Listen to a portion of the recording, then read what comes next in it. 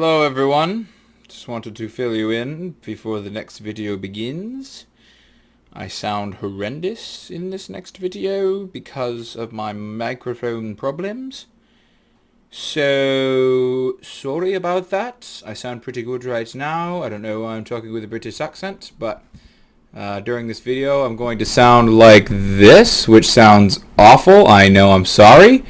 But I recorded for like 4 hours and I didn't realize that it had been accidentally turned all the way over there. So hopefully next time I record it'll sound more like this. Enjoy the video. I hate my life.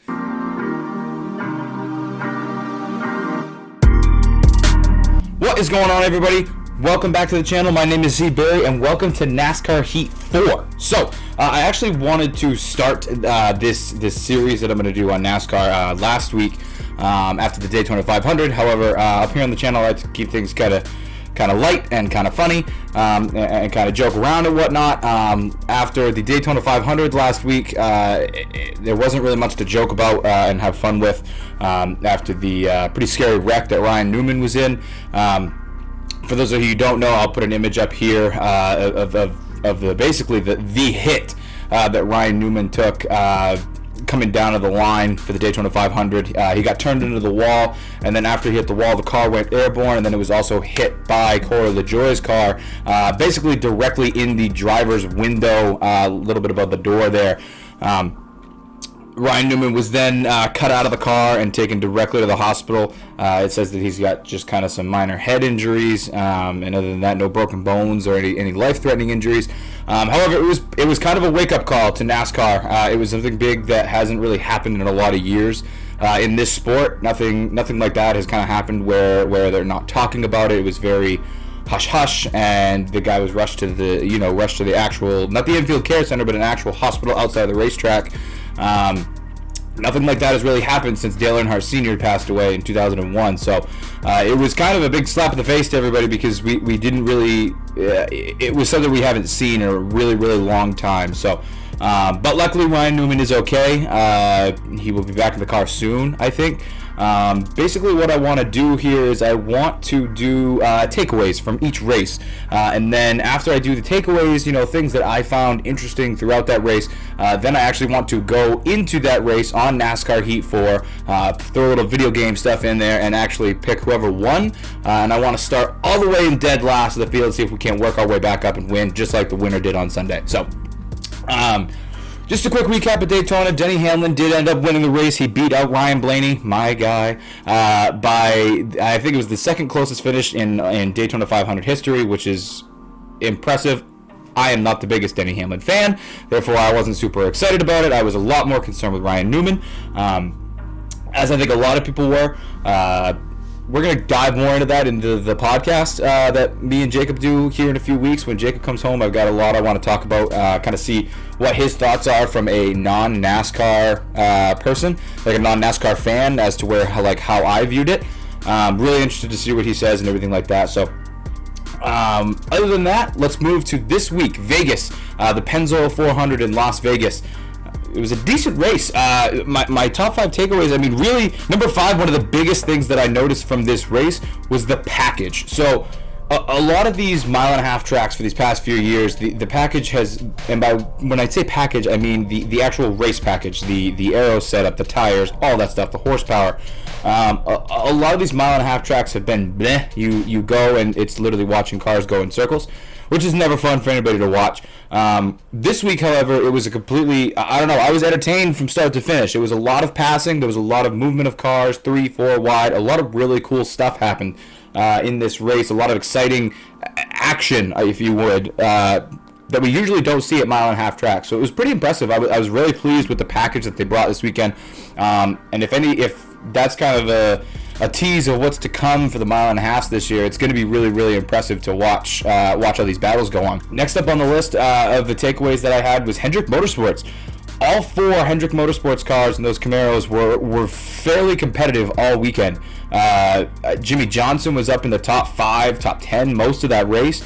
Alex Bowman had a very late run where he was coming. There was like 6 to go, and that last caution came out, and he was chasing down Ryan Blaney, cutting off a lot of time out of Ryan Blaney. So it could have been one of those things. It could have been Blaney versus Bowman. That would have been really cool to see, a couple of young guns going at it. But William Byron was also up there. William Byron basically rode top 5 all day. Last year and the year before was when he was coming in. He was kind of getting his footing. He could be one of the contenders this year that actually makes some noise here and there with Chad Knaus as a crew chief. Also, Chase Elliott. We're going to get more into this a little bit later, but Chase Elliott was basically the dominant car of the day. He was up front. He won stage 1. He won stage 2. He cut a tire at stage 3, or else he probably could have driven away and won that race. It was a very impressive showing by Chase Elliott. Hopefully he can keep that up. Chase is kind of one of those guys that I feel like Chase is either all the way at the top or all the way at the bottom, like every race. He's either going to be doing really good or he's going to be doing really bad. But yeah, I didn't think it was that bad of a performance by all of Hendrick Motorsports. They were all kind of in the top 10 doing what they needed to do, and it could be a good year for them. They've struggled with those Camaros for the past few years, so hopefully they've got it figured out. So next up on the list is the Big Three. I hate the Big Three. I'm not a fan of any of those guys, and if you don't know who I mean, I am talking about Kyle Busch, Martin Truex Jr., and Kevin Harvick. Those guys, I do not have fun watching them. They do not entertain me. Their interviews do not impress me. Nothing from those three is impressive. They're all amazing race car drivers. However, I don't find any enjoyment in watching them race. And really, none of the three of them did too much in this race. So I'm wondering, kind of, have they lost their spark for the big three? Kyle Busch ended up starting in the rear of the field. He got the pole. Qualifying got rained out, so he ended up getting the pole. However, then he was forced to go to the back after illegal body modifications. And then also Martin Truex Jr. and Kevin Harvick did start up front. Truex actually essentially started on the pole. And they both had decent cars. However, they usually in these types of races, they pull away. You know what I mean? They completely drive away from the field. They get 3-4 second leads on the field, and neither of them could do that, which was so refreshing because I don't like watching the same people win all the time and pull out and lead the whole race. It's not good racing, in my opinion. And they weren't able to do that, and I was really happy about that. Not because I don't like them, just that it wasn't one breakaway driver that led the whole thing. It was a lot of slicing and dicing, but the big three, Kyle Busch got back up there, but only like top 10. He couldn't advance any further than that, and it took him a really long time, which is weird because usually if anybody starts in the back, like Kyle Busch, like Denny Hamlin did, those guys usually are back up to the front within 20-30 laps, at least into the top 20. I don't even think Denny Hamlin could get out of the top 20 for most of, if not all of the race. And then, like I said, Truex and Harvick, they were strong, but they just didn't have a lot going for them that race. So that was kind of refreshing in my opinion. And then next on the list, we got the Penske crew. All of the Penske drivers, whether it was Joey Logano, Brad Keselowski, Ryan Blaney, which we'll talk about later, and Matt DiBenedetto, who is an affiliate car of Penske. All four of those guys, DiBenedetto was a little bit back. He's, you know what I mean? The Wood Brothers car is always kind of, it's on the backside. They're not really a top tier team. But the Penske cars were all up there all day long, slicing and dicing with each other. And they are usually all really good at Las Vegas. Obviously, Joey Logano winning the race. Ryan Blaney leading a lot of the race. Brad Keselowski kind of was off and on. For those of you who don't know, over the offseason, the Penske crew actually swapped all of their crew chiefs.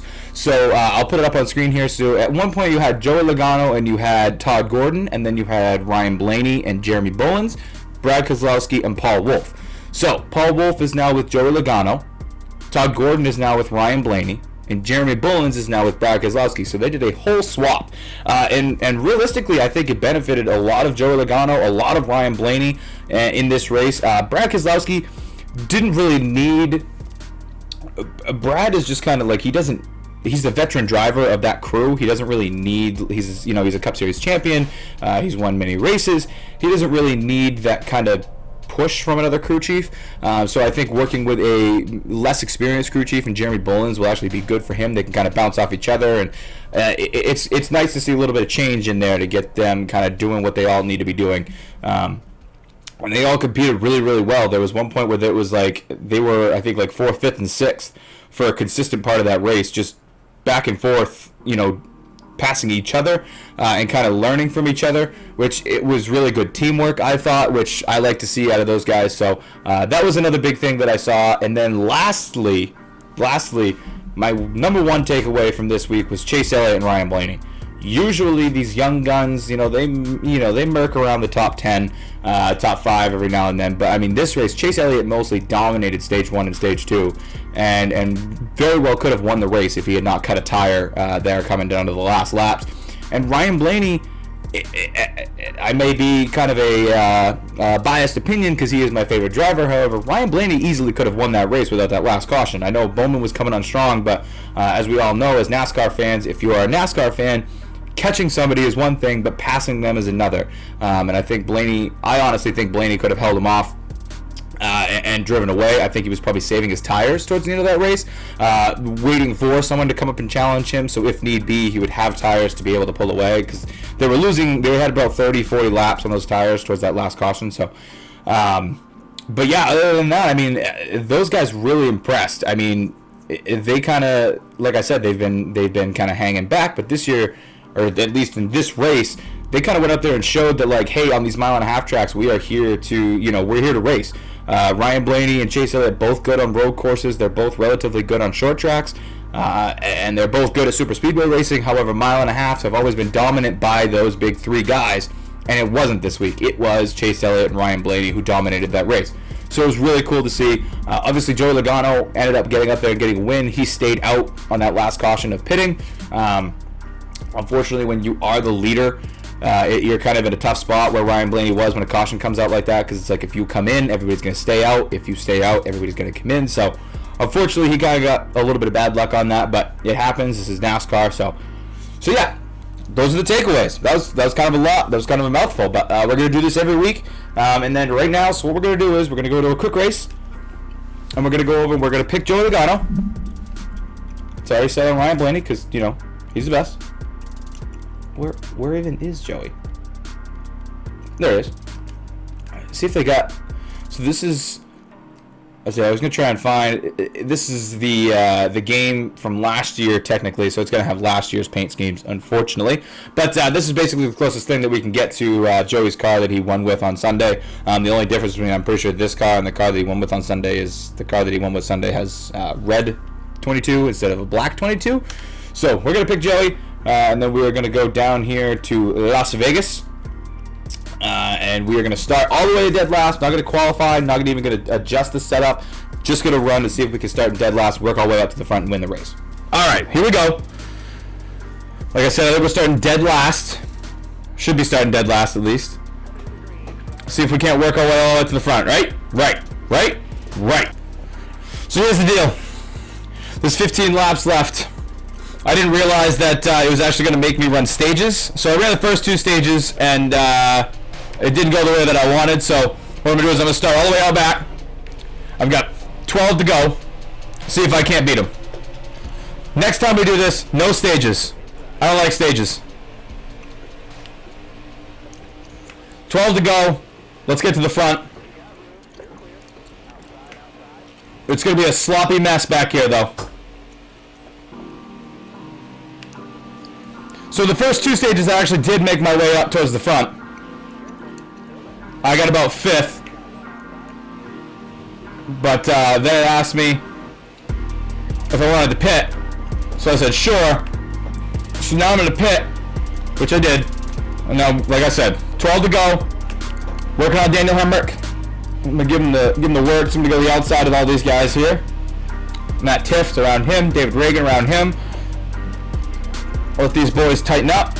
Go around them. Take Slick Bill Byron up on the outside. Stay out of the wall. Try and get around Landon Cass on the outside. Gonna get him. Newman.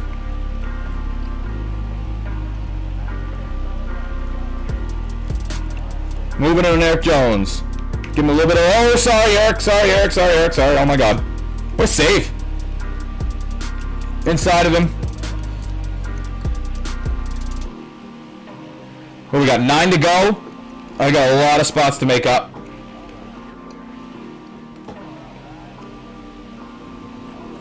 Coming up on Mikey McDowell here. Slap the wall, did not help me at all. Come on. 9 to go. 13 cars to pass.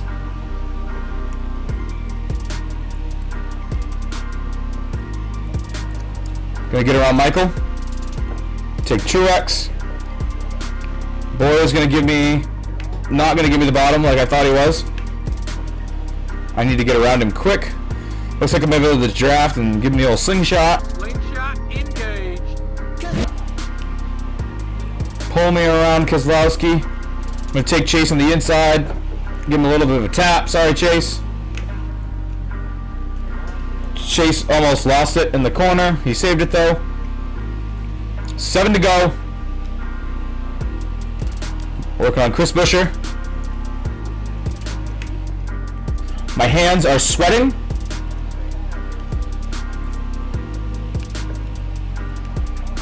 Larson, get him in the inside. Now remember, we're not at Dega or Daytona, so I can go beneath the yellow line here. Or the white line, I should say.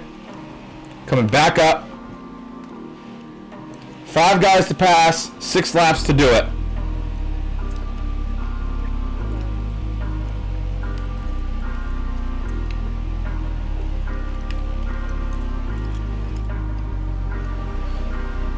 Now as we got left, the two of the drivers I dislike the most, Kyle Busch and Denny Hamlin, 6 laps.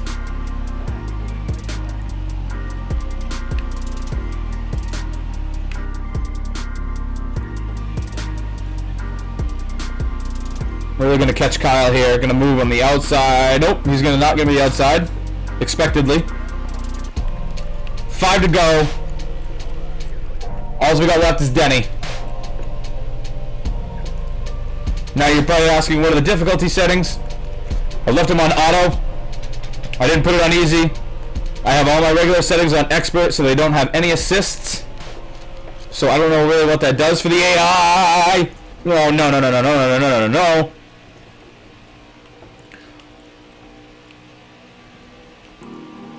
Come on, Denny.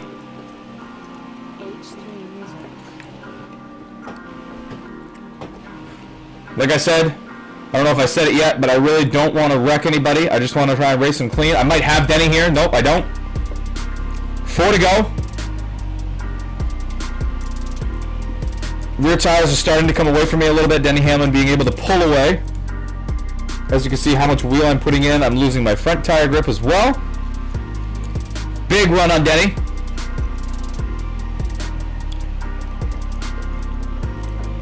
Right up in his bumper.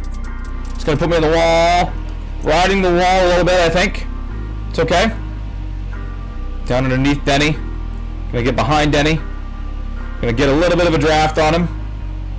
So what I'm going to do is, a lot of drivers will do this, I promise.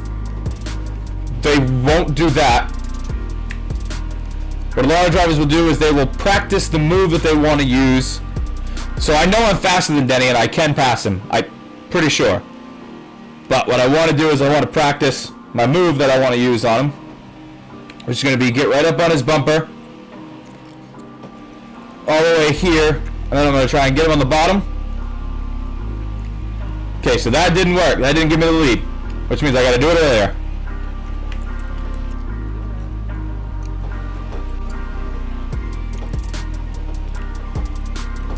Almost losing it, almost losing it. I think we're side by side right now. It still says I'm second, so he's going to be doing well.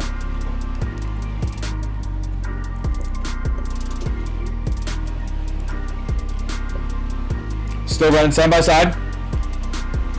I think I've got the lead now. I still hear, I don't see Denny, but I do hear him beside me.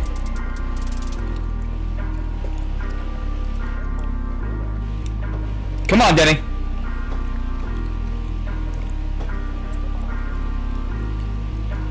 We'll really close him up here.